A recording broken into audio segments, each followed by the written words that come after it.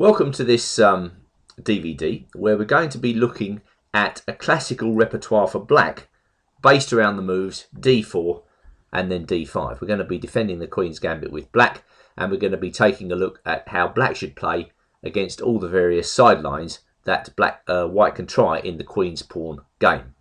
And the first one I'm going to look at is the London system with bishop f4. A move which is particularly popular among club players and will be especially so in 2012 because at the time of recording, Chessbase has just issued a small DVD on the subject by the Danish Grandmaster Henrik Danielsen, where I believe he's recommending this line for white. I haven't seen the DVD myself, but I believe a classical approach is in order here with black, and we're just going to stick with knight f6. Basically, if we are respectful against the London system, we should get a good position.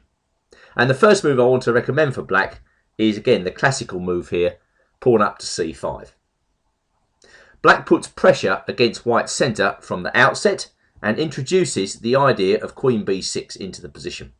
We should note that when white moves his bishop out from c1 early, the b2 pawn becomes undefended, and therefore black should always be looking out for moves like queen b6 in this particular type of position.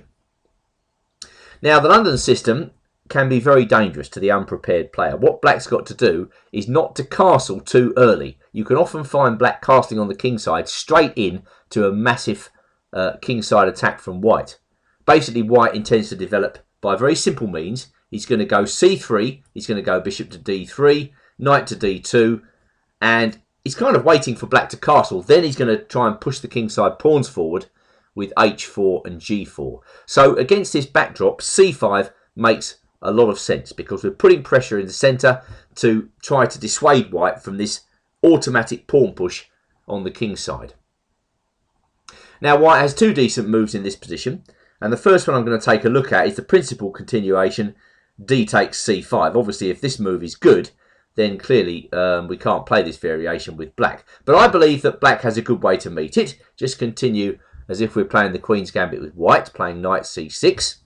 And suddenly black has the idea of pushing up his pawn to e5 and simply taking that pawn back on c5. So if white comes this way, he's probably going to go bishop b5. That's the main line, and that is the way by which white can try to keep his pawn.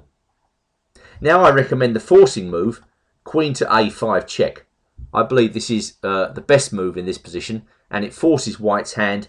In order to keep the bishop, white's got to play knight out to c3. And again, I believe black should force the pace here by playing a6. Now white takes on c6. And then once again, if black is allowed to take on c5 in peace, he gets a very good position. So white's got to continue with slightly artificial moves here. Queen up to d4. And now I recommend, very simply, pawn to e6. Well, again, white has to continue with forcing play. If he doesn't protect the pawn on c5, then he's going to get a lousy game. Now, he's got two ways to protect the pawn. He can play the immediate b4, which isn't especially good, or he can put his bishop in on d6. If he plays bishop d6, we simply take that bishop, and then we play c5 with a pretty good position.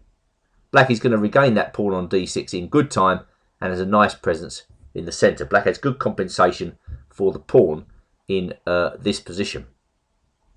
So just going back, I'm sure a lot of your opponents will play b4 in this position. Then I think queen a3 is a good move, and white already has some problems because his pawn structure is creaking. Black is threatening the move a5, and this can be seen in the line where white plays bishop d6 now. Takes, takes, a5. Suddenly black has very good activity in this position. But if we go back to queen a3, bishop c7, which has also been played, which tries to forestall a5, in fact runs slap bang into that move. And if white takes with the bishop, we go takes, takes, bishop takes c5, and suddenly white is in trouble. He's got dark square weaknesses all over the place. Black is getting ready for bishop b4, followed by knight e4. Despite the fact that white is the exchange up in this position, I think he's in desperate trouble. So that would be my recommendation if we go back to the opening variation after c5 when white takes on c5. Just knight c6 followed by queen a5 check seems to give black a very good game. Therefore, the main line is the stable c3, and I believe that's what a lot of London players will play. London players tend to play a lot of positions on autopilot. You know, when black plays c5, they're kind of automatically programmed to play c3. No matter, black can continue with knight c6, and black notes that d takes c5 in this position is again answered by e5 with a good game. So white again tends to play stable moves here, knight to d2. And now I'm recommending that black play classically with e6 and then play his bishop out to d6.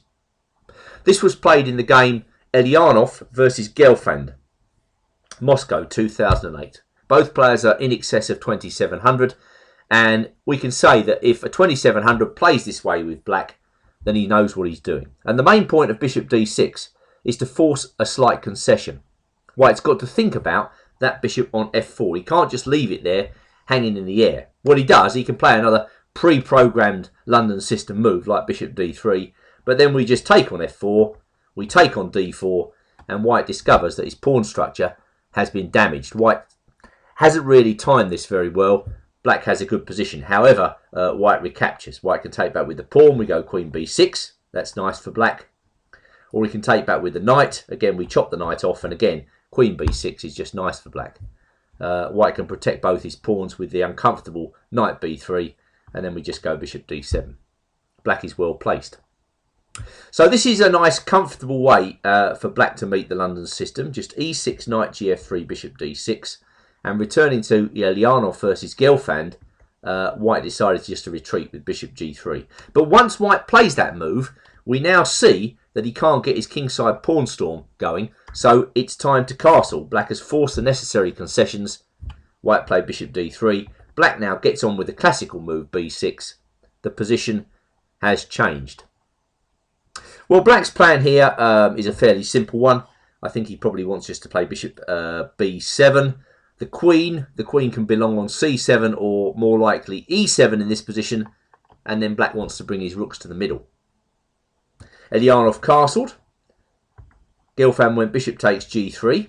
In order to keep his pawns intact, white's got to take back with the h-pawn, and now black went bishop b7.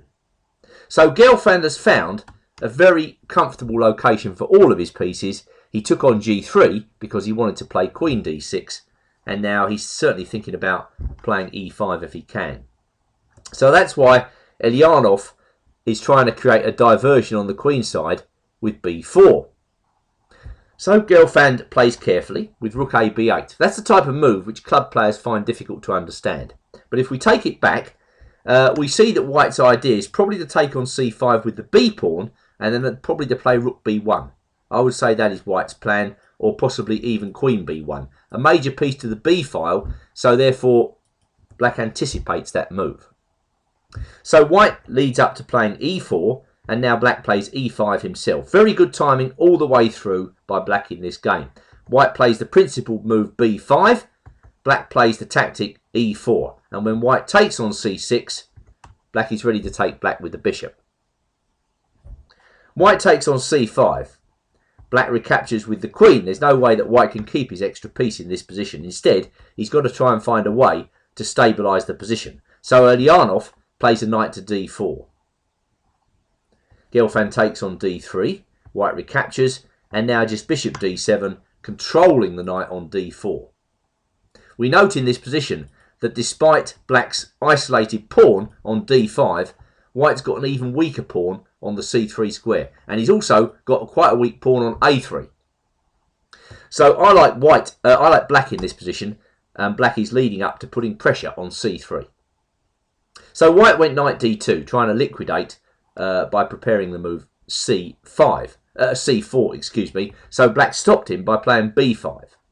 Knight e2 was answered by rook bc8, and knight f4 by queen c5. Just a question of which pawn is weaker here. Well, white's queenside pawns look far weaker than black's pawn on d5. White tries to defend that pawn. Black just plays another careful defensive move here, and after knight b3, Gelfand is happy to exchange the queens. Elyanov takes, d takes c4, knight comes into d4, and black goes knight e4. Well, that knight is annoying for white. So Ilyanov tries to get rid of it. And now knight c5. A mature move. Not knight takes g3 in this position, although that move could have been played. But knight c5. Gelfand is eyeing a whole complex of light squares in white's camp. Rook d1, king f8, e4, and now bishop e8. Black is maintaining his slight advantage. And now Gelfand moves in with knight b3. Well, of course, if white takes that knight, then fire opens up against c3, and we've got this monster passed pawn to deal with. So Ilyanov prefers just to play rook a b1. Black takes on d4. White recaptures with the pawn, and now Gelfand pushes on with c3. Rook b c1 was answered by rook c4, and knight d5 by doubling up. Now we see the careful point of king f8. Knight forks on e7 aren't permitted. So white goes rook d3, c2, rook d2, and now what's going to stop white from just taking that pawn back on c2? Well, black has considerable pressure in this position. For instance, white can play a move like knight e3, but then we play rook c3. And yeah, this is quite dangerous from white's perspective. So king f2 was played. Black went a5. White went knight e3 now. Rook a4, a different location for the rook. White took on c2. There was a liquidation. And now black has a bishop and two outside passed pawns for white to worry about. Ilyanov tried to get active. Black protected his bishop. White played rook b7. Rook c3. White went knight d5. Check, getting out of the attack. And now a4. It's all a question of how quickly black can push those pawns. So white gets his rook in behind the passed pawn. Rook c8 was answered by knight b6.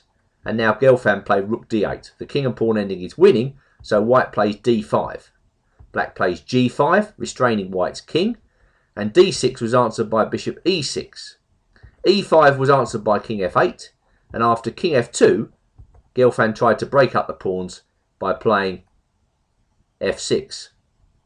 E takes f6 was answered by rook takes d6. And rook b7, finally, by the advance a3. So wheels have dropped off for Ilyanov now. After a2, rook a7, b4, he cannot stop the pawns from advancing. On c4, the bishop dominates white's knight. f7, b3, and in this position, Ilyanov resigned. So let's just go back and summarise the opening recommendation. Of course, the vast majority of this game was kind of irrelevant, but it is an interesting game from many perspectives. So against the London system, that's bishop f4, which you're likely to encounter, I just recommend the classical moves knight f6 and c5. Very straightforward. Look out for queen b6. Also look out for moves like knight c6, and if white takes on c5, maybe e5 and bishop c5. If not, then I hope I've shown that queen a5 check is perfectly satisfactory for black. Basically, the London system isn't dangerous to black as long as you show total respect.